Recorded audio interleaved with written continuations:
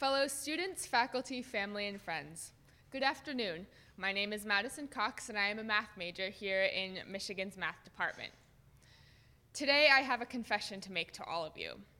4 years ago, as I arrived on campus for the first time, I fully intended to be an English major, or an anthropology major, or a psychology major, or really anything strongly opposed to the field of mathematics.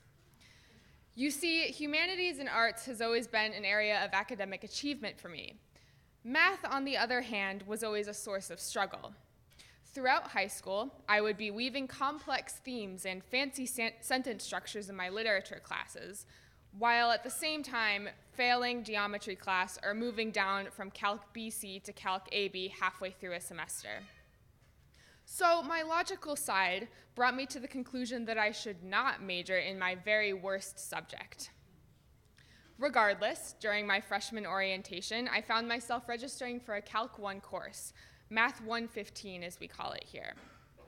There was this voice whispering to me that it would be a disservice to my academic career to fully discontinue an area of study that had been a constant for me for over a decade.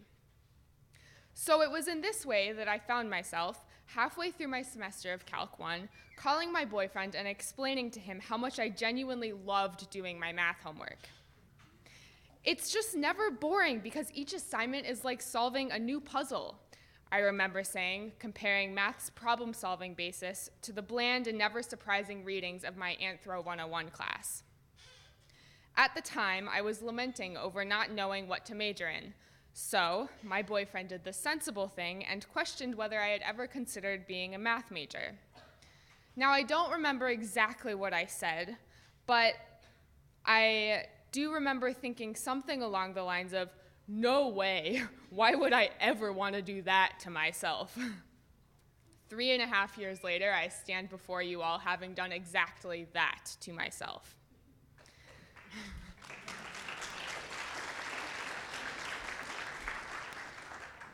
My initial hesitation towards being a math major was founded by one preconceived and slightly misguided notion. Math is hard for me, and because it is hard for me, I should not do it.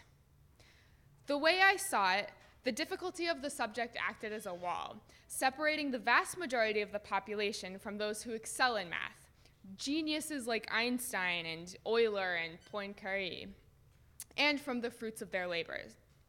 What I did not realize at the time was that the difficulty of the subject would provide a bridge of camaraderie for me, making the math community one of the most welcoming that I have ever experienced. For each problem set that I cried my way through, there was at least one set of office hours guiding me and fellow laboring students to a collective aha moment. For each grade distribution that made me feel destined to have to choose a new major, there was at least one instructor urging me forward. And for each moment of certainty that I was going to fail out of the math department because I was simply not good enough, there was at least one fellow student reassuring me, guiding my focus away from my insecurities and towards the love of math that we all share. A couple of years ago, I remember hearing that the one thing that all mathematicians have in common is that they all genuinely love math. Based on my experience in Michigan's math department, I can say with utmost certainty that that statement holds true here. And it has been this love and this passion that has inspired me in a way that I did not know to be possible, and that has driven me to do what I feared to be impossible.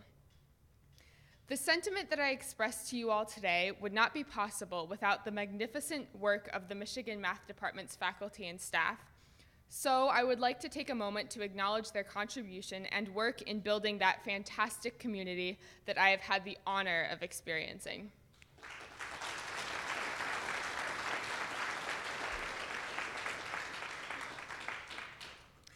My address is not to say that everyone should do math. Rather, my address is to encourage each of you to notice what sets your heart on fire, especially when they are hidden beneath the preconceived notions of what should set your heart on fire. As we all leave the safety of the math department to go on to the next stage of our lives, do not forget to be fearless. Remember the love that we all shared here. Listen to the inner voice. no matter how small it may be, as it tells you to follow a path that you never would have predicted for yourself. You never know where it might take you. Thank you.